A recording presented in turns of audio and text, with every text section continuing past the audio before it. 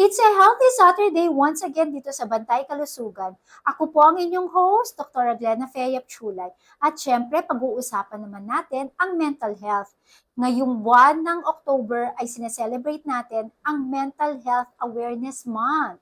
Kaya talagang kailangan pag-usapan dahil marami dyan ang ninenervyos, ang natatakot na hindi mo alam kung saan ba nanggagaling at ano pa ang iyong kinalulungkot hanggang sa marami ng cases ngayon ang nagpapakamatay. At even yung mga bata pa lamang kahit na mga sikat na mga actors and actresses sa ibang bansa, nababalitaan natin nagpapakamatay. Bakit nga ba? Aalamin natin yan lahat kaya stay tuned lang kayo. At kasama natin ngayon ang isang community mental health practitioner at certified ng DOH mula sa One Algon Place Foundation. Kasama natin si Miss Cecil Gonzalez. Good morning! Good morning sa inyong mga nanonood at good morning, Doktora. Still beautiful. Ikaw din. Pang ilang guesting mo na to? Naku, hindi ko na mabilang. Oo, ang dami Or, na yeah, Kasi favorite topic po natin, ang mental health. Kasi, di ba, aminin natin, napakadami ang nagsasuffer ng ganito. Right. Oo, ang dami nagsasuffer ngayon, especially after the pandemic. Oo. Parang meron pa siyang yung tinatawag na after effect of the pandemic. At saka nag-increase actually ang awareness natin tungkol sa nervyos, ito yung anxiety, yung stress. Mga bata nga nagsasabi na kahit kaliliit na bata 3 years old sasabihin na stress daw sila. Naiintindihan na ba talaga nila ang ibig sabihin ng stress? Sometimes, naririnig lang siguro nila sa matanda or nare-research or nababasa nila. Pero pag tinanong mo, ano ba yung stress sa iyo? So, mostly, pag nagtanong ako, lalo na sa mga bata, ang sinasabi nila, nire-relate nila sa problems. And nire-relate nila sa mga bagay na hindi nila maintindihan. Nire-relate nila sa assignment, sa paggalit ng magulang or paggalit ng teacher. So mostly yung stress Is negative connotation. they relate it to their emotions. Yun yung mga based na experience ko sa mga bata ngayon. Siguro kapag naiinis na talaga sila, stress na ang tawag nila. Stress. So negative talaga yung dating ng stress. Pero there are times na yung stress nagiging positive naman yan. Positive reinforcement, di ba? Yes. Yan mamaya pag-uusapan natin kapag yung mga solusyon na tungkol sa stress at kung ano-ano pa. Mabalik tayo dun sa ano nga ba ang mental health? Okay. Mental health is the physical well-being of a person. It composed of your physical, psychological, social, and right now, spiritual. Hindi ba pagka namumblema tayo at lalo na yung problema is beyond sa capacity ng isang tao, lagi na tayo nagdadasal. Oo. So in physical, ito yung you should take care of yourself, mag-exercise ka, kumain ka ng tama, uminom ng gamot na ayon sa binibigay ng doktor. Kasi ang dami ngayon nagdo-doktor. Oo, tsaka kapag, di ba, nababalitaan natin, so online na lang. Yeah. Di ba, ang daming mabibili na gamot sa ganito, pag hindi ka makatulog, inumin mo lang ito, pero nagkakaroon ng side effects. Yeah. Kasi actually, yung hindi pagkatulog, ay isa sa senyales na may mental health problem. Yeah, yan, kasama yan. So physical. And then, yung pangalawa is psychological. Yun yung nakakaramdam ka ng pagmamahal, may trust, yung family is, kumbaga kung ano yung normal na dapat nararamdaman mo sa isang pamilya o sa sarili mo na pagmamahal at pagtitiwala. So it falls on the values, yan, sa psychological. Yung social naman, is you can contribute to the community. So, kung balanse ka sa mental health mo kapag kaya mo nang tumulong sa ibang tao. At saka, kahit sa family, within the area ng family mo, kapitbahay mo, yan. Yun. So, outside yourself na, yun ang sa social. Yan. And then, especially spiritual, katulad nga na sinabi ko na it is spiritual, it's more on believing that is something is higher than you. May higher sa'yo. Kasi right now, no, pag pinag-usapan natin yung problema sa mental health, ang daming problema sa psychological, ang daming problema sa abuse, no? So, minsan iniisip ng tao na kapag high sila sa alcohol, sa drugs, and high sila sa pag-gaming or social media, they think na they're powerful. So, nakakalimutan na natin yung tinatawag na higher power or whatever religion you believe into, whatever you believe into that is higher than you. That's very important in our mental health. So yun, physical, psychological, social, and spiritual is that composes well-being of your mental health. So, napakalawak ng mental health. Parang damay talaga, no? Parang mas madali pa kung hypertension ang sakit. Kasi kapag hypertension, bigyan mo ng gamot, mag-exercise, more on physical talaga. Yeah. Nakokorek ang BP. Pero pag mental health, grabe. Yeah. But Damay-damay. halimbawa yung BP, no, yung blood pressure nag-shoot up, related din siya sa mental health. Yes. No? Kasi pag nag-shoot up, di ba nakita mo halimbawa, tumaas, yung sobra, 160, 180. Oo. Hindi ba papasok doon yung nervyos? Yes, yung nervyos. Ayan. So, talagang mental health pa rin. Oo, papasok yung nervyos. Alam nyo ba, kapag merong mga taong takot sa pang-blood pressure, yung mga alam na ma-exam sila dahil sa trabaho, di ba tumataas yung BP nila? Yes. So, again, yung hypertension madaling gamutin. Pero yung mental health, yun yung pagkokorek mo ng isipan mo. Hindi lang basta makokorek siya ng gamot Kailangan mong tulungan talaga yung sarili mo at tutulungan mo yung utak mo. Yeah.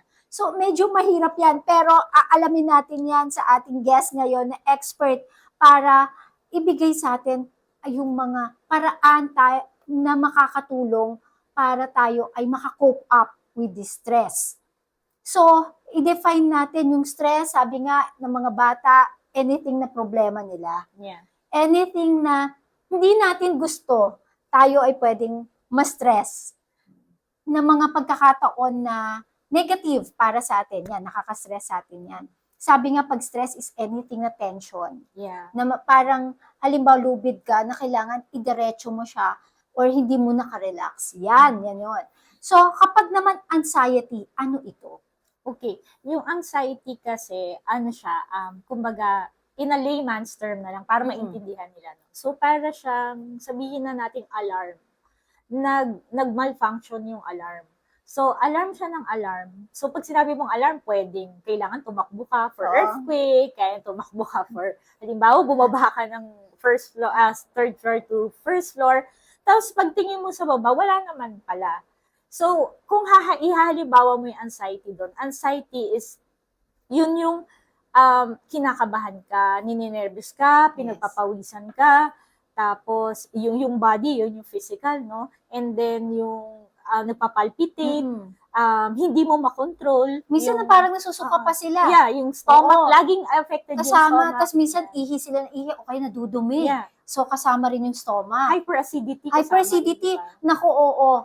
Tapos pagkatapos ng hyperacidity, napapansin ko, sumasakit na yung ulo. Oo, sasakit ang ulo, sakit din ang balikat. Masakit din yung ano-ano na masakit at tapos meron silang hilo factor. Yan. So, yun. So, physical yung mostly tinatamaan sa anxiety and then, of course, yung emotions na hindi mapigil ng isang tao kakaisip na dire-diretso yung pag-iisip niya na may mangyayari sa kanyang masama. Kahit hindi pa naman nangyayari. So, ito yung mga signs and like symptoms na pwedeng ma-encounter ng isang taong nag-anxiety. Tapos, yung isip, no, yung parang hindi tumitigil yung pag-aalala na parang hindi ka na makahinga dahil sa sobrang kaba, sa sobrang nervyos. And then, yung mga na-encounter, siguro ikaw, Doc, may mga clients ka na experience na parang during the time that they're very anxious, talagang makikita mo yung physical. Yung itsura, namumutla po sila. Halimbawa na lang kapag may needle. Yan, di ba? Sa sobrang takot na halimbawa i-injectionan, naku, tataas na yung BP. Yan. Tapos, namumutla na sila hanggang sa, teka dok, kaganyan yan, nasusuka. Tapos, nahihilo na, maya-maya, minsan hinihimatay pa. Yeah, sa sobrang nervyos nila. But after that, di ba yung mga physical changes, like yung pinagpapawisan, and then, kaya ang sinasuggest namin sa pag halimbawa nandun ka na sa point na talagang, nakita mo yan, di ba pinagpapawisan sila, tapos parang nakikita mo, susukan na talaga. Oo. So, pag na-surpass naman yung anong yun, Yung stage na pakiramdam yun. Oo. so may makikita kang changes sa kanila na pinagpapawisan, Yung nabobo pawis pawis. nila, buo-buo, Bobo. na sasabihin nila parang mainit naman. Kanina giniginaw sila, susunod nun para silang naiinitan naman. So, parang nag-release yung tension mo. Oo. Parang extreme na sumabog. Alam mo yun, Oo. sumabog, tapos extreme yun. Tapos parang hinang-hina sila after. Oo, yun. Hinang-hina sila after, and then, parang gusto nila, wag nang gumalaw. So, yung Oo. physically, may time na hindi na sila gumagalaw kasi nga sa sobrang nalilito, yung confusion po, Dok, yun. Na confusion, hindi nila alam yung gagawin nila sa sobrang nervous nila sa mga nangyayari sa kanilang sarili. So, So, ayan, tsaka yung mga overthinking. Nako, yung parang gusto nilang i-switch off yung kanilang isip sa kakaisip, pero ayaw, dire-diretso pa. Tapos nakaka-create pa ng story sa kanilang isipan. exactly. Yung halimbawa, hindi pa naman nangyayari. Kasi sabi niya, what if yung anak ko, halimbawa, nasa labas yung anak. Tapos may isip, naku, baka naman kaya ginabi ito, yung pala na traffic lang ha, pero naku, baka na-aksidente na, baka kung ano-ano na. Nakaka-create na siya ng storya na siya rin ang nagtakot sa sarili niya. Yeah, and then nagpalpitate na siya, ninervous Oo. na siya, hanggang sa inaway. Minsan may time na aawayin mo na yung tao na nakapaligid sa'yo, or may mga signs ka na gagawin, or mga behaviors ka na gagawin na negative. Oo. Negative na nagtataka tuloy yung mga nakapaligid sa'yo. Bakit ganon? Bakit ka nagagalit sa akin? ba't Wala naman nagagalit akong na? ginagawa. Ayun yung pala, yung taong nagsasuffer sa anxiety, nakakreate na siya ng parang image o story dun sa isang tao. So, experience ko lang, no? Mostly, tingnan nyo yung mga taong nagagalit.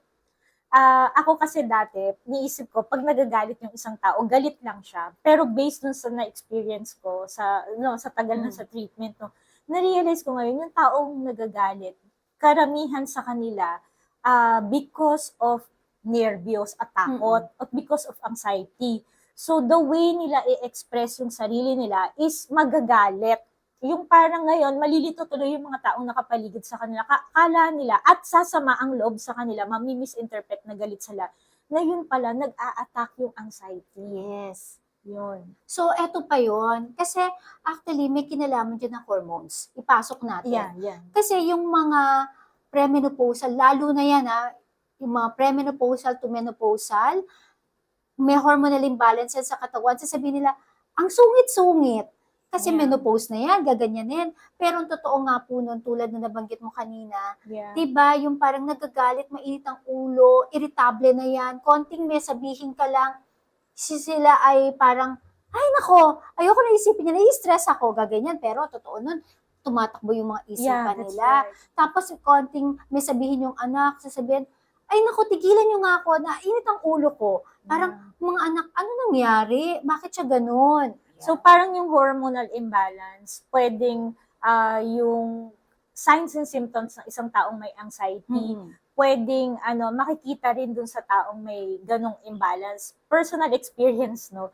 Na parang hindi mo maintindihan kung anong nangyayari sa katawan mo, Yes. hindi mo naiintindihan kung anong nangyayari sa isip mo, sa nangyayari sa buhay mo. And then, yun, papasok yung galit. Hindi pala, alam mo paano pala, hormonal imbalance na pala siya. Na pwedeng Naninervous premenopausal ka o na. nanervyos ka lang.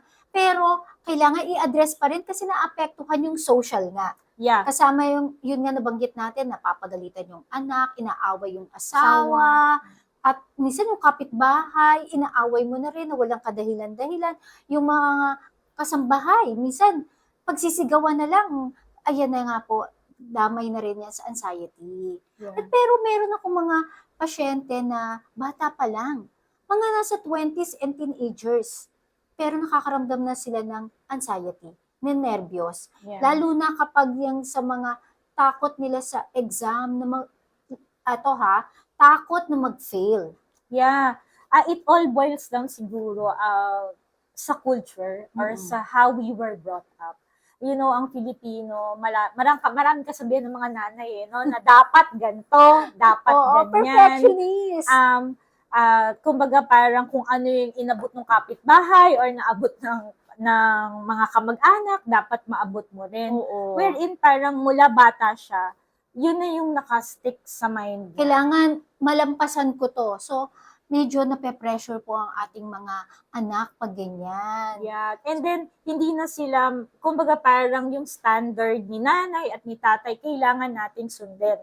Hindi na nagkakaroon ng, parang hindi na sila nagiging butterfly to grow beautifully. Yes. So, kaya nagmamanifest siya. Marami akong na-handle na clients. Nagmamanifest siya pagdating ng teenagers or pag nandun na sila sa, kumbaga nakakapag-isip na sila, nakakapag-decide na sila, and nabuksan na yung mundo nila sa real world, lalo na yung mga magka-college. Ganito pala yung mundo. Bakit si nanay oo. dapat ganito yung kilos ko, dapat yung ganyan. So, we have to teach them on how to grow on their own and learn on their own. Alam ko, mga nanay din po ako. Takot po tayo na masugatan nga lang yung anak Oo, natin. parang nga diba? hindi pa natin kayang i-let go. Exactly. Yun. So, hindi kaya ang nanay ang may separation anxiety? Yes. I had that. Actually, I had the separation anxiety nung high school yung anak ko. But somebody told me, the chairman of the board, si Monsignor Manuel Gabriel ng One Algon Place, sabi niya sa akin, you have to let her fly. You have to let her learn.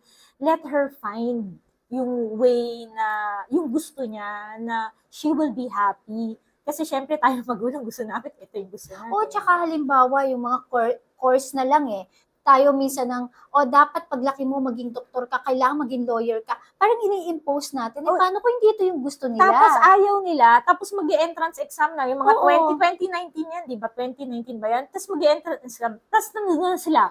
Pag nandun na sila sa subject, or nagpumapasok na sila, they would realize, I don't like this. Oo, kasi hindi naman in the first place, hindi nila gusto, hindi nila interest, tapos magkakabagsak-bagsak. So, ayan na nga po, lalo silang magde-develop ng mental health problem. Matatakot sila sabihin, nanay, tatay, bagsak po ako. Fear, ayan na. no? Fear of not pursuing or fear of hindi na lang mag-aaral. Kaya marami ngayon na hindi na lang sila mag-aaral. Baka kasi yung career choice na dapat, kasi ang career choice kasi, di ba, parang kung ano yung skill mo, may exam nga yan eh.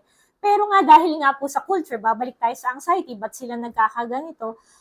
Dahil pinipilit natin kung ano yung mga bagay na hindi natin naabot bilang magulang. Para bang sila ang continuation ng ating mga failures. Ayun nga. Diba? Parang hindi natin, mga frustrations natin bilang mga magulang, na ibibigay natin sa mga bata na kailangan kayo magtuloy. Okay, bukod po doon, physically, yung pagtulog. Hindi natutulog yung mga bata. So, kung nakikita nyo po yung mga behavior nila change, or nakikita nyo masungit, magalit, ibig sabihin cry for help na po yan. May nangyayari po sa isip, sa katawan nila na hindi nila ma-explain. Kaya dinadivert nilang magalit na lang. So physical, hindi natutulog, sabi mo nga kanina, di ba? Yang hindi pagtulog na yan hindi lang dahil insomnia. Kapag eto yung clue para masabing mental health problem talaga siya. Kapag ikaw ay hindi makatulog, tapos maraming pumapasok sa iyong isipan na kahit gusto mo na siyang i-switch off nga, kanina na nabanggit ko, pero ayaw pa rin, yan, meron kang problema. At isa pa, pag nakatulog ka nga, pero putol-putol naman, isa pa ring problema yan. Hindi ka pa rin nakatulog after all. Yung nagising ka, paggising mo parang pagod ka. Natulog ka nga, sasabihin mo, mahaba naman 8 hours naman, 8 hours pa nga, di ba? Pero bakit parang pagod ka pa rin paggising mo? Yan ay senyales pa rin na hindi ka pa rin nakatulog. So, insomnia pa rin siya. So, ibig sabihin nun, may mental health problem ka pa. Yes, and akala nyo, Dok, siguro minsan nakala nila na dahil hindi ka lang nakatulog. Yes, that's the physical reaction. Pero baka naman may malalim na problema, psychologically, socially, na binubuli ka, or merong mga away sa pamilya, away sa kung saan, or may na-experience ka na trauma, that's why, the reason why hindi ka makatulog. Yes. Ang dami kong batang, or gadget. Gadgets, ayan. or Yung, gadget. yung nawiwili, well, tayong mga adults, minsan, guilty tayo dyan. Kapag yung Netflix malapit na matapos, di ba? Isasabihin natin, isang episode na lang, isang episode na lang, pero natapos na natin. Yan. Napipilit natin hanggang sa, ay, hindi pala tayo nakatulog kasi nalibang na tayo sa kakapanood. Yeah. So, yun. Yun yung mga physical. What about, yun nga, kanina nasabi ko na yung psychological, pwedeng may pinagdadaanan. Lalo na, yung bata, di ba, dinidevelop yung brain? Para siyang, kumbaga, sa construction worker, yung utak natin. Sa construction, I mean. Di ba, binubuo yan hanggang sa mabuo mo yung building. It's the same with the brain. So, kung yung brain mo, dadagdagan mo ng alcohol, hindi ka natutulog, nagda-drugs ka pa. Yes, pati foods. Ayun, sa food na hindi tama yung kinakain mo. Mm. So, paano madedevelop o mabubuo yung construction ng brain kung doon pa lang sa pagbuo, kumbaga parang kulang-kulang yes, or tapos sira na. Ang daming mga, let's say, parang sa semento, sa pagbuo mo ng bahay, sa construction nga. Paano kung mahina pa pala yung bato? Ilalagay mo na kaagad. Basa pa. Basa pa. So, gigibarin yan. Ayan. Yun yung mga vices, mga smoking, alcohol, Yes. hanggang sa nagda-drugs na, ayan na. Yan, hanggang sa yun nga, ang number one ngayon na we can say equivalent po sa drugs na nade-develop sa utak ng mga bata is the gadget if you use it abusively. Yes. Yan. Dapat kasi 2 hours lang per day kapag po bata. Lalo na kung hindi naman talaga kailangan sa school, well, dapat 2 hours lang. Yan yung mga social media. Pero kapag kailangan sa school, nagre-research, nag-aaral siya, excuse naman yon. Yun, yung isa pa sa social, no, doktora, sa anxiety nga, no, sa parents, siguro, I can say sa relationship inside the family, yung we judge them. Kumbaga parang, kaya lang naman tayo nagja-judge. Yung reason naman ng judging sa ating mga anak, it's because there's no communication. Yes. Hindi tama yung communication. Na parang, ang mga bata ngayon, pag tinanong mo sa, they felt na, ba't mo ako judge? Bakit ganyan ka magtanong? O feeling nga nila, parang, ano na ba yan? Uso na ba yan ngayon na terminology? Laging may judge. Parang, bakit mo ako ginajudge? Parang Yun. kapag meron lang Pag may tayong... question ka, Oo. judge na agad yung... Oo, halimbawa, bakit ganito yung grade mo? Ay, ganyan. Oo. Ginajudge mo na agad ako. Parang ganun Parang, sila. oo, bakit? Parang, kasi because of the culture na higher expectation, siguro, importante na we have to learn the language of the mga Gen Z, millennials. Naku, ang dami nilang language. Oo May nga skibidi-skibidi pa sila Mga ngayon. skibidi. You know what's a skibidi? Skibidi is, ang narinig ko yan, evil. Alam mo yung evil? Sabi ko nga, ay, yung anak ko kasi, sinabi ng ate niya, kasi yung daughter ko nasa si Nicole is in child development learning, no? So, sabi niya sa akin, Mommy, you have to look for the skibidi. Sabi niya, I don't know, yung buo, no? Sabi ko, what's that? Tapos, ayaw sabihin sa akin ng boy. So, sabi ko, sinabi nung daughter ko, it's evil. So, ito yung sinabi ko sa kanila, learning that skibidi. You know what? Di ba if you say the words, most of the time, sinasabi mo, it's like you're calling the devil. Sabi ko sa kanya. So, maybe what you can do is learn all the, the language nila ngayon, iba. Alamin, para at least, you know kung maganda ba yung word. Hindi ako nagalit, but sabi ko pa nga, I need that because I have a lecture doctora sa St. Jerome. I will have a lecture, mga teenagers to, and then elementary. So sabi ko, I need that because so that I can also share ano ba yung impact nun sa kanila. And then now they're helping me. Na at least nalalaman ko na siya. At least sabi nila sa akin. Kasi parang meron pa silang toilet, skibidi toilet something. Oo. Bakit toilet? Tapos meron pa silang ses, what's that? Sabi ko, ang dami nilang languages. Yung sus. Yeah. Suspicion ba yun? Mga ganyan. Nako, iba na talaga yung language nila kung tayo panahon natin. Ano ba yung isa, yung alpha? I think it's the Gen Alpha eh. I'm not sure kung tama Ako yung sa dami term na ko. ng mga Gen Alpha. generations, Yeah. hindi ko na alam Gen kasi Alpha. may Gen millennial. Alpha ata sino Gen mo? Alpha na ngayon. Gen Alpha. I'm not sure if, this Gen Alpha. Tapos ang dami nilang, yung skibidi Oo. toilet something. Ewan ko kung tama Ano yun? pero Yung mga it's salita evil. nila. It's evil. Ay, Yeah. So sabi ko, grabe. evil, are you calling the devil? I was just asking. Pero syempre, pag tinanong mo gano'n, judgmental ka na Oo, agad. feeling eh, nila diba? ginajudge na sila. Ayun. So, iba talaga kabataan ngayon. Ang Yeah. hirap na mag-adjust ng iba't ibang generations Yeah. sa kanila ngayon. Pero, kailangan natin i-address kasi nga, mga future pa to eh. May future pa sila. Paano kung depression na sila to the point na magpakamatay? Yeah, and yung mga nagka-cuts, di ba? Ang dami Yes, ngayon. ang dami. Ang dami kasing, like, they experience trauma, and then, sa sobrang trauma nila, they want to feel their body, they want to feel the pain, kasi sa sobrang manhead na, no? So, nagka-cut talaga sila. So, makikita mo, ang daming cuts all over the arms and So, the yung legs. makikita mo Ngayon na nga meron hanggang legs na ngayon. Ako. Meron dati legs, parang sa ano. Pero para tago. ngayon hindi na. Talagang sa baba hanggang sa legs Oh. talaga gamit. Kaya dati kasi, di ba, yung naglalaslas lang ng pulso, yun yung dati, nung panoon. Pero ngayon, hindi. Makikita mo scratches, no? Dami. Based sa experience ko, handling people with children, no? 7 to like 18 years old na suicidal. Ito hindi ko alam kung nagegets to ng karamihan kasi base ko na lang sa experience ko po naman hindi naman, no. Pag nag-cut ang bata, may deeper problem. So isang cut pa lang 'yan. Wait, ma-alarm ka na. Oo. Hindi yung parang inahayaan lang natin mag-cut. Minsan nga nakikita ko, like, dito lahat to cut na. Isang cut pa lang po na nakita nyo sa bata, there's a deeper problem na. What are these problems na na-encounter ko? Sexual abuse. Sexual abuse. Confusion. Naku-confuse sila kung paano magpalaki ang lolo, lola, nanay, tatay, na iba-iba po yung kanilang mga decision. Bullying.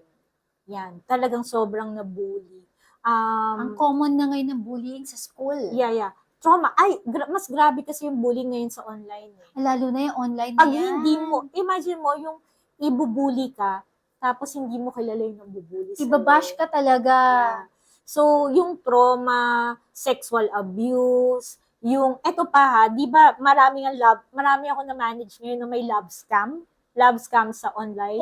Ano yung love scam? Okay. So, ang ginagawa kasi ng mga, I think it falls sa Pogo. May mga ganun silang concept sa Pogo na yung ila-love scam nila yung bata or minsan matanda, yung may pera, no, na alone. So, ang gagawin nila, magpapanggap sila na, para siyang predator. Ibig sabihin, mahuhulog ang loob mo sa akin. So, pag nahulog ang loob mo sa akin, doon na ako mag-start na, let me say, sa sexual abuse, bibigyan kitang 500, pakita mo yung mukha mo, and then papalitan nila yung body. Or, pag sobrang ninervous na yung bata, like teenager, makikipag-meet na. So, may mga ganyang mga concept. Ngayon sa, matanda naman po sa mga seniors, dahil syempre, maraming senior, alam nyo ba, Doc, maraming senior ako na experience na sa sobrang lungkot nila dahil may kanya-kanyang pamilya na yung mga anak. Feeling alone na sila. So, nakakahanap sila sa social media na makakausap. And then, pag nakausap nila sa social media, ito nga, papasok na yung sa Pogo, may ganon na kakausapin ka, kumbaga parang makikipag-tweet sa'yo, cute, and then sa mafe-feel mo na, this person loves me. Parang may attention na nabibigay sa kanya. Attention.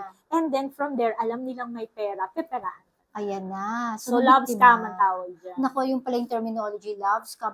Pero may mga bata rin, ako nakita ng mga as early as 2 years old, 3 years old, kapag hindi nabibigay ng magulang yung gusto nila, minsan yung magsusuka-sukahan, alam mo yung ilalagay yung kamay, tapos uubo, hanggang sa, syempre, ikaw bilang nanay, maalarma ka. So, no, sige, nabibigay ko na lang sa'yo, huwag ka nang umiyak, huwag ka nang magsuka-sukahan, kasi may ganun talaga, di ba? Meron. Minsan iba, kukurutin yung sarili nila, ayan na yun, sinasaktan nila.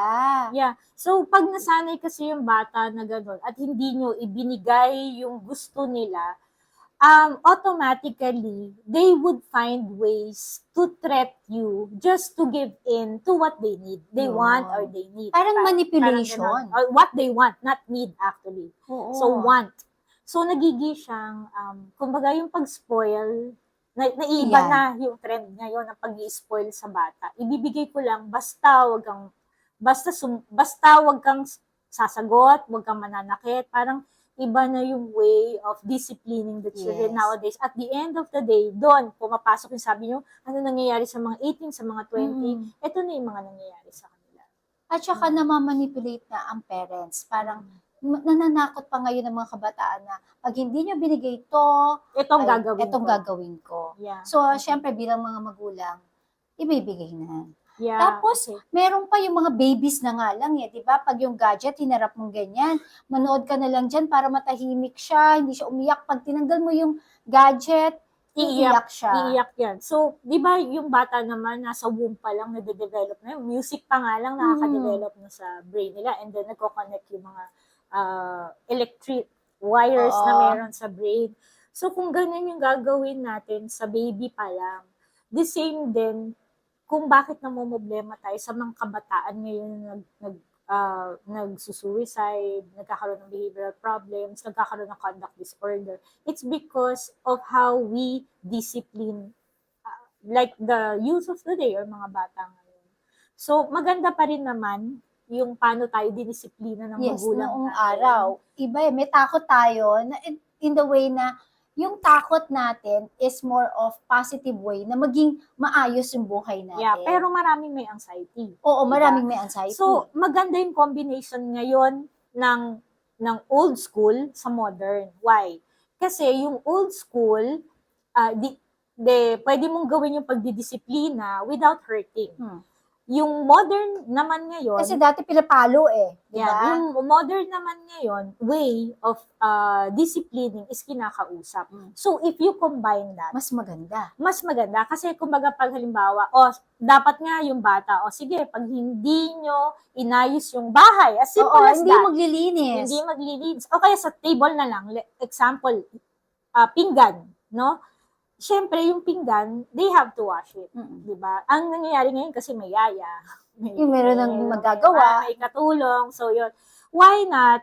Sila yung basic discipline, sila yung maghugas. So, pag hindi nila hinugasan yung pinagkainan nila, saan sila kakain? So, tapos, you explain. Kasi noon, bahala ka. Pag may insulto, iba po yung insulto sa pagtuturo. Kasi, di ba, pag napakatamad mo, walang yaka, yung mga salitang ganyan. No, you just tell, pag hindi ka kumain, pag hindi mo hinugasan, saan ka kakain? Anong gagamitin mo? Hindi yung may insulto pa. Iba po yung pagdidisiplina po sa pang-iinsulto. Kasi may insulto, di ba? Wala tamad ka, wala kang kwenta, wala kang silbi. So, siguro yun. Explain to them. Sige. After that, explain to them, see, saan ka kakain kung hindi mo hugasan yung plato mo? And then, they would just know, I have to wash my dishes kasi wala akong kakain. Yeah. Or order sa fast food. Para wala na, tatapon na lang yung pinagkainan. Tsaka yung parents po ngayon, nila, yung parang, hindi na kami yung pambahay. Parang pambahay, di ba? Yung maayos yung bahay. Yung parang nanay natin, nakita natin na talagang nasa bahay. Dati kasi, di ba, laging nasa bahay lang, magpe-prepare ng foods, maglilinis ng bahay. Ngayon, hindi na working na kasi kalimitan. Sobrang busy na talaga yung ng mga parents. So, find a way to be creatively disciplining your children. Na, ang point lang nun is may values, doktora. Kasi pag walang values talaga, yun na, yung sinabi ni Doc kanina, 20, 18, 19, ano nangyayari sa kanya? They cut themselves. They hurt themselves. And at the end of the day, they don't want to live. So, yan yung papasok na yung depression eh. Pero, alam mo yan, masasabi natin, it boils down to manipulating or yung paano mo imomold yung brain mula bata hanggang pagtanda niya. Yeah, wala namang perfect na parent, no? And sometimes, yung mga hardships na na-experience ng bata, it's also a good way for them to learn yung halimbawa nahirapan sa school or kaya sinigawan ng teacher or pinagalitan, no? Ito nga yung isang anak ko, pinatayo daw siya sa school for 50 minutes kasi maingay daw lahat. Oh. So I asked her, sabi ko, how did you felt about what happened? Sabi niya, maybe because my teacher is 22 years old and she just graduated college. So nakakatawa, di ba? Parang ganun sila mag-isip. Parang, di ba parang hindi. Pero umiyak siya, actually umiyak siya. So, simple lang, I told her na yung buhay, it's unfair. They are maingay, tas ako hindi. No, life is really unfair. You tell your kids. But, you have, sabi ko sa kanya, ang explain, so you have to have a strong heart. A strong heart. Sabi ko, you have a strong heart. So, hindi ko naman dinown yung teacher na, kasi meron yung tatawag, di ba? Ay, yung teacher mag-anxiety na. Oo. Kasi, ano Parents, yun eh, tatawagan ng parents, magre-reklamo ang parents hanggang sa makarating sa Hindi na makatulog yung principal. teacher. Alam mo yun, nangyayari.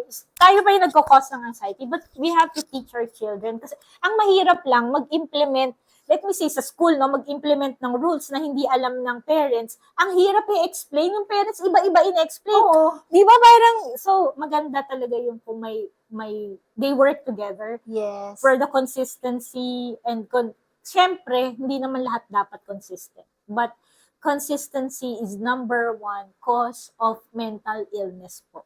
Yung Yan. inconsistent. Yun. So, isa pa rin kasing factor na kailangan kausapin natin yung mga anak natin. Kamusta ka sa school? How was your day? Hindi naman nagsasalita. Oo, minsan tatakot sila magkwento, pero Yeah, kailangan natin na makagawa ng paraan para malaman natin ano ang nasa kanilang isipan. Marami pala ngayong bata din na they are sobrang academically na-frustrate sila kapag mababa yung grades. Yes, totoo yan. Parang Grabe lahat sila ngayon. may competition. Parang noon, parang okay na pag may palakol ka. Oo. Parang gano'n. I'm not sure if you know the word palakol. It's 7, 79. Basta pumasa ka. Oo, basta pasado. Diba? Pero ngayon, kailangan may award ka, kailangan may ganito ka. they Parang tumaas yung get- standard nila. They get frustrated. Yes, at kapag hindi sila makakuha nito, diyan napapasok yung anxiety and then magde-develop to depression. Meron pang problema ngayon, no? Yung, di ba sa sobrang high nga ng standard, syempre, na-frustrate sila, di ba? So, ang importante, again, 10 minutes to 15 minutes of your time to talk to your children. Sanayin niyo po sila, bata pa lang, yung may time na talaga. Kasi kapag lumaki na, lalo na pag nag-high school na, no, college. Nako, Yung hindi na magsasabi. ayaw, naglilihim na yan. Oo. Naku, baka hindi mo alam, meron na palang, eto na lang, sa love life ng mga anak natin. Diba? Hindi sila magsasabi kasi natatakot sila na baka pagalitan. Oo, oo. Pero, Oy, meron akong kilala, alam mong ginawa niya, lagi niyang pinapagalitan, tapos pag uuwi, sasabihin niya, may boyfriend ka na? May ano ka na? Ay, nako, alam mo kung ano nangyari? Nabuntis yung bata ng 16 years old. yan. Kasi, very judgmental eh. Kumbaga parang siguro, sabi ng Nasa isip bata, niya. sige, lagi mo ako iniisipan ng ganito, itong gagawin mo. Gagawin ko na nga talaga. So, parang dapat tayo, Hindi siya guiding eh. yes, maging aware din tayo sa mga binibitawan nating salita sa mga bata. Minsan sobrang inis na rin natin or sobrang emotions ng mga magulang kung ano na nasasabi sa mga bata. Pero tandaan natin, kailangan nating i-guide itong mga batang ito para huwag silang umabot sa punto na magkaroon sila ng anxiety, madagdagan yung mga bully sa kanilang buhay. Yeah, because mental health is balance. Mm-mm. You have to be balanced. Hindi ko naman po sinasabi na dapat i-baby. No, let them experience life, but with your guidance. Kung masasaktan, sige, let it be. Na parang, nadapa. O, alam mo na, kapag ikaw ay nagmatigas ang ulo, ayan, pwede ka madapa. Yeah, Mga pag ganyan. nadapa, ito naman, Dok, Oh. pag nadapa, anong gagawin mo? Di ba minsan hihilahin mo? Mm-mm. O kaya magagalit ka pa. So, ako, ang pwede niyong gawin is stand up. Kaya mo bang tumayo? Yes. O do you need help? That's where you go. Oo. Tay, kaya mo ba? O how are you? Ay, hindi nga, di ba, pag nadapa, papagalitan pa? Ikaw kasi, Ang tanga-tanga mo. Oo. Parang yung mga words. yung mga words pa, grabe. tas, ikaw kasi, ang tigas ng ulo mo, tas sabay papaluin Papaluin pa. So, maybe what you can say is, can you stand up? Do you need help? Kailangan mo ba ng tulong? No? I'm talking in English, no? Filipino. Alam mo Oh. ba nakaka-anxiety ngayon? Ay, Filipino, oo. ay Tagalog. Nako, ang daming bata ngayon masanay sa Ingles kaysa sa Mm. Filipino. So, alam mo yung topic namin, it all boils down to anxiety to stress. Ang stress, especially stress, no? Stress is a normal part of life. Andiyan na yan palagi, tanggapin na natin yan. Because it helps you grow eh. Halimbawa, Yes. may problema, tapos na-stress ka, and then you were able to solve it. And then, at the next time it happened, kaya mo na. Oo. Ay, nangyari na sa akin. Yabang ka Oo. pa. But if ma-lead siya to anxiety, and it leads to physical, psychological, social, and even spiritual impairment, so doon na pumapasok yung lahat ng pinag-usapan natin about depression, about bakit ganito yung mga 18 to 20 years old na mga bata ngayon, bakit yung mga sa senior hindi lang nakaka-experience ng ganyan. Yung mga senior natin ngayon, hindi na sila nagpapagamot. Or minsan, meron akong kilala, umakit na lang siya sa taas, tapos hinayaan niya na lang, high blood. So, sobrang init doon sa taas nila, parang namatay. So, ibig Pwede sabihin, siya naging stroke. parang suicide Suicide na rin, in a way. Kasi So, wala ang lawak nagmamahal. talaga ngayon, no? Nung mga feeling na alone. Yeah, Yan. Yung kailangan iwasan natin yung mga feeling alone. Kasi, alam nyo ba yung kaya nabubuo yung mga anxiety nila, kasi gusto nila yung feeling to be loved. Yeah. Napakaunang-una, lalo Because sa it's in mga the psychological aspect. Love, trust. Yun. Parang, sino pa ba yung pagkakatiwalaan ko kapag may nambubuli sa school? Pag sinabi ko ba to sa parents ko na may nambubuli sa akin sa school, ay paniniwalaan ba ako? Yan. I'll give you a secret, no? In doing therapies, naku, ang dami ko na pong ginawang therapy, family therapy, mga therapies ng mga clients that I handled. Imagine ninyo they pay us. Pag pinaupo namin, the tool that we use is bringing back the trust and communicating. Sipin nyo yun communication and trust. Binabayaran kami. Na pwede naman libre. Yeah, kung gawin mo na lang yan sa pamilya mo, wherein you babain mo yung pride mo, kasi syempre tayo magulang, Magulang ako, kailangan ganito. Ibaba mo yung pride mo, go to their level. Nasa Bible nga yan, di ba? Sabi nga kanina nga, Misa, sabi ni Father na, you cannot enter the kingdom of God not unless you are childlike. Oo. So, you put down para maintindihan mo. Kainin na lang natin yung pride natin for us to save lives. Is-save mo yung buhay Pero, so it's important. Imagine niyo, communication and trust is the key in how we do things in One Algon Place Foundation.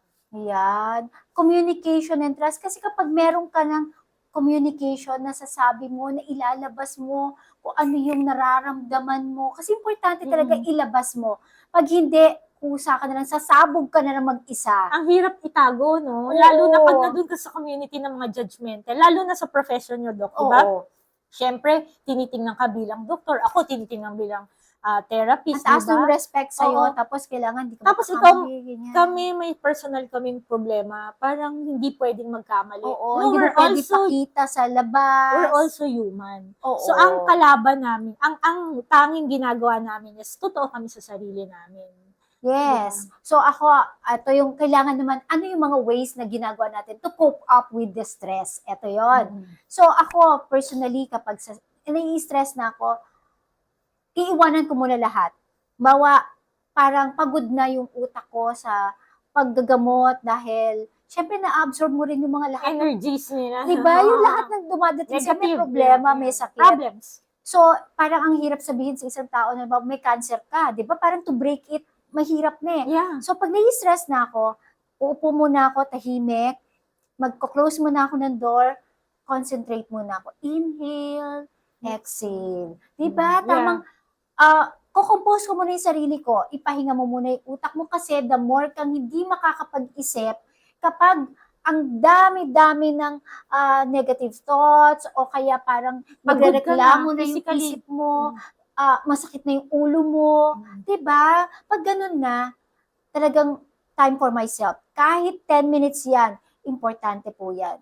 Pag yun nagawa mo, magugulat ka, refresh ka na naman. Yeah. Like yung mommies na career woman, no, napakahirap sa kanila, nakaka-anxious kaya na bigla ka na lang mawala ng trabaho.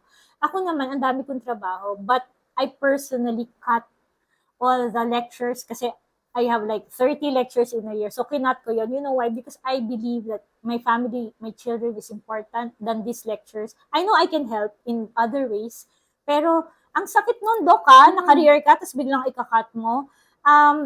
So, yun, nasanay na ako. Alam mo ba na kapag career woman ka, hirap ka mag-concentrate? So, there was a time, no, sample lang, no, na nag-enroll ako sa sewing school. So, hindi ko mapasok that's the signal for me. Oh my goodness, parang wait, hindi mo mapasok yung karayo, yung sulit sa karayo. Parang there's something wrong with me. And then from then on, I tried to, kasi di ba sobrang dami, puro problema, Oo. So you have to find time not only for yourself, but to your priorities. Pera, kikitain yan. Kasi ikaw may pera ka, sabihin nila, di ba? Hindi pero yung peace of mind na wala ka nang pera, mas doble-doble yan. At saka, alam nyo ba, na kapag ikaw ay gulong-gulo na isip mo, tapos bigla ka nagdesisyon, kasi pwedeng mamali pa yung desisyon mo ulit. Halimbawa Nagkikreate ka ng another ka na lang problem. bigla. Oo, Kasi di ba, na hindi hindi mo mo naiintindihan. iniisip. So, yung mga biglaan nating mga desisyon, biglang binili yung isang item dahil nalungkot. Ay, marami yan. Marami, di ba? Yung addiction sa... Oo, kasi malungkot ako, I deserve this. Yung mga online shop, Yan. malungkot ako, dito ko'y dadaan. Magugulat ka na lang, nagdadatingan na, ang dami mo na palang napamili. Exactly. So, pag ganyan po na medyo nag-struggle ng ating mga utak, ang ating physical, sa sobrang daming stress, nag-anxiety na tayo, tumahimik muna. Kung kailangan mag-meditate, That's magdasal. Free yan, Libre Yeah. yan, Walang ibang babayaran. Sarili mo lamang. Ikaw lang mag-isa. Kung kailangan mo, iiyak mo muna yan. Iiyak mo muna. It helps Yeah, na minsan yeah. umiyak ka ng ikaw lang. Tapos, may mga apps po tayo sa YouTube na Yeah. available na makakatulong. Huwag ka muna makikinig yung mga dear, ganyan. Yeah. Yung parang may problema ulit, naku, lalo ka mamumroblema. Pakinggan mo yung mga mindfulness, yung mga magpaparelax sa'yo. Pero Dok, pag hindi na kaya talaga, I always refer to specialists. Yes, pag hindi na kaya, hindi ka na makatulog, unang step, lagi ko sinasabi sa mga pasyente ko, kapag naamin mo sa sarili mo na may problema, that is the first step sa recovery mo. Kasi walang umaamin na may anxiety ako. Kasi bakit? Nakakahiya. Baka sabihin na babaliw na ako. Yan. So kapag naamin mo sa sarili mo may problema and you need a professional help, pumunta ka. Kasi sa totoo lang, we give medication kapag hindi ka na nakakatulog. Kasi kapag nakatulog ka na, nagre-relax nga yung utak mo, and then, mayroon kang panibagong energy. Yeah. And then, magkakaroon ka ng bagong outlook sa life. Kailangan mo yan Kaya minsan, kailangan gumala ng konti. Hindi po over gala. Pwede ka mag-window shop. At least malibang ka lang. Maglakad. Di ba? Release the toxins. Yes. Marami libre. Marami. Pwede rin magkape lang kayo, magkaibigan, magtawanan kayo. Huwag niyong pag-usapan ng mga problema muna. For once, puro balikan niyo yung mga nakaraan niyo na nakakatawa. Yan. Therapy yan, actually. So, therapy. Yes. At saka yung importante rin yung napanood ko sa It's Okay Not to Be Okay. It's Okay Not to Be Okay. Isang K-drama. Yung hug, yung butterfly, igaganon mo yung sarili mo. Bakit? To comfort yourself na grounding. Yeah, sabihin mo sa sarili mo, good job. Kung meron ka nagawa. Kung walang pumapansin sa'yo sa nagawa mo dahil walang nakakita nun, pero alam mo, you did your best. At saka, alam mo, you deserve it. Sabihin mo sa sarili mo, ipop mo yung self mo na, you did good. Good job, myself. Positive thinking. Positive thinking, napaka-importante niyan upang mawala rin ang iyong anxiety. Exactly. Yan. So, yung meron pa akong napapakinggan na mga techniques on how to release yung kasi kapag po tayo anxious, tumataas yung flight and fight natin. Yung hormones natin.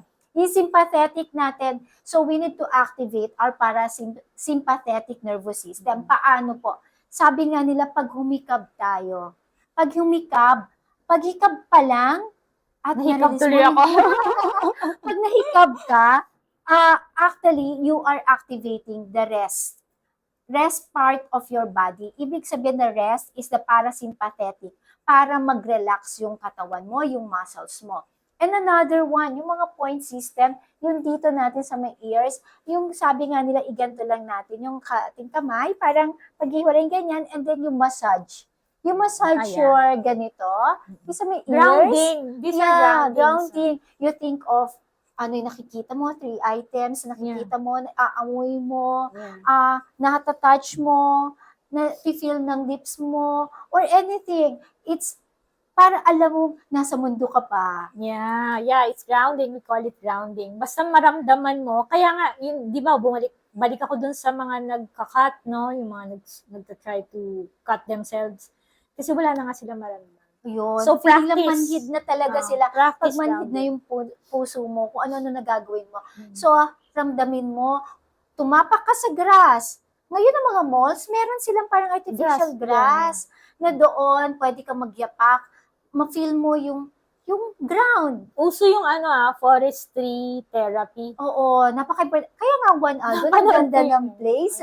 May forest. May forest kasi importante ang nature. Yeah. Forestry therapy, yung mga bata, nakita ko, nagka-cut sila ng bamboos. Kasi yung daughter ko nasa early childhood development. So, sinama niya kami. So, pinakita niya, nagka-cut sila. Ang ganda. Sa fun farm dyan sa may Santa Lucia. Yan. So, napaka-importante rin nakikita natin, environment natin, green. Bakit green?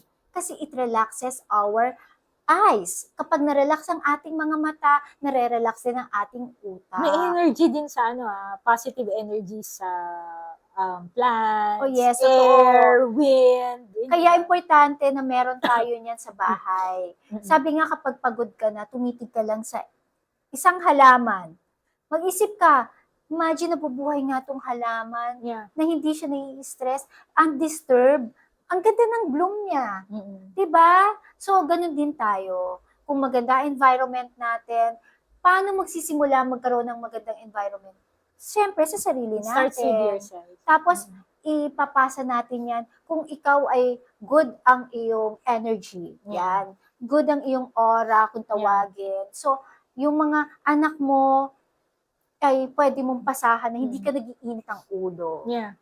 So, everybody will be happy. Yeah. But, yun, again, diba, Doc, stress is always part of our life. Wag lang siya mapuntang anxiety, wag lang siya mapunta sa depression. Yes. At kapag napunta na kayo doon at maamin nyo na meron talagang problema, seek professional help. Wag pong mahiya. Yeah. Kasi, diba, yung stigma, wag mong isipin yung magmamarites sa'yo. Ito namang mga marites na to, mukhang meron din silang sariling problema. Lahat na naman mental may health. Yeah. So, hayaan nyo lang sila. Sana po ay bawat isa sa atin maging aware na nakakaapekto tayo ng ibang buhay. Yes. Kumbaga solve muna natin kung ano yung may problema sa ating sarili bago natin pakialaman yung ibang problema ng kapitbahay. Correct. Yeah. Always be grateful. Yes, kasi kung nag-aaway yung kapitbahay natin mag-asawa, papakilaman pa natin, ano nangyari? Bakit sila nag-aaway? Uy, culture natin yan. Masarap kaya makichismis. Ayan na nga, nabubuhay tayo sa chismis. Huwag lang maninira. Yes. Okay lang pag-usapan, huwag lang manira. Oo, kung pag-uusapan dahil mag-reflect tayo, bakit nga ba sila nagkaganito? Ano ang... Ayoko maging ganon. Ayoko maging ganyan. So, ano dapat natin How can gawin? you help? How can you help? O kaya, tulungan natin sila. Kausapin natin sila. Sabihin sa'yo, pakialamera ko. Ikaw rin, Marites, hindi naman. Oo. So, ayan, ang ating mental health ay kailangan nating pag-ingatan dahil maraming sakit ang nararamdaman natin na pag tinest mo sa laboratory, walang lumalabas na matataas na kung ano-ano or abnormalities. Yung pala, bakit kami nararamdamang masakit ang ulo, nahihilo ka, parang hindi ka na makatayo, ang bigat-bigat ng iyong katawan. Yung pala, stress ka, meron kang anxiety, hindi ka na makalabas sa iyong bahay kasi feeling mo may sakit ka nga. Well, may solusyon po dyan. Start it with yourself. Yan. Kung minsan nga kailangan, baka naman tinatawag ka ng Diyos na, kausapin mo Spiritual. naman ako. Totoo, sa spiritual natin Yeah. yan. Dami ngayon, katulad yan, nawala yung pandemic. Ano na naman tayo, no? We tend to, wala Bumalik na na nagpo-post tayo. ng Jesus, wala na Oo. yung pandemic. Nung pandemic, Puro talaga naging spiritual tayo. Yeah. Ngayon, sobrang busy natin with everything in our lives. Nakalimutan na natin ang manalangin. Yeah. Kaya palagi po, andyan ang Diyos. Minsan tinatapik-tapik lang tayo. Yeah, that's Huwag very nating important. intayin na idapa. Based sa experience ko, yan yung number one na nakakagamot sa taong may mental illness. Yes, ang may kakampi ka palagi kung ikaw ay nafe-feel anxious, ninenervyos ka na, magdasal ka lang, mag-concentrate ka sa pagdadasal mo, and be grateful. Laging puro grateful. positive yung isipin mo. Mm. Actually, pagising pa nga lang natin sa umaga, thank you Lord for new life. Yeah. Nagising ako. Thank you, may bahay ako. Yeah. Thank you, nakatulog ako. Okay, thank you, nagising ako. No? Diba? Kasi parang hindi na natin nasasabi ang buhay ngayon. So, thank you sa lahat ng bagay. Kung gagawin natin maging thankful, nakikita natin ano yung mga dapat natin pagpasalamat kesa sa ano yung wala tayo. Yeah. Mawabawasan tayo ng stress. Yes, exactly. Kasi kalimitan, 'di ba? Naghahanap tayo ano yung wala sa atin, na meron ng iba. Mm-mm. Well, actually, we have to appreciate anong meron tayo. Ayan, so, Yan. ang ganda-ganda ng topic natin. Ano ang iyong take-home message sa kanila? So, take-home message, number one, love yourself. Take care of your mental health, physical, psychological, social, and most especially, do not forget the spiritual aspect of it because that's very important nowadays. And lagi po kayong manood dito kasi marami kayong matututunan. And yung topic namin ngayon sa mental health, kung mapapansin nyo, kung nagsusubaybay po kayo, mas malalim. So marami na kasi ngayong kaming experiences ni Yes. Doktora na hindi lang siya namin nakikita kung ano nakasulat sa libro, but we also want to share to you kung ano talaga yung personal experience namin handling people with stress, anxiety, and people with mental health condition. If you need help, you can contact 0917-529-3785 or visit www.onealgonplace.com. Ayan, so, may solusyon ang mga problema, sabi nga, 'di ba? Hindi ka bibigyan ng isang problema ng hindi mo kakayanin.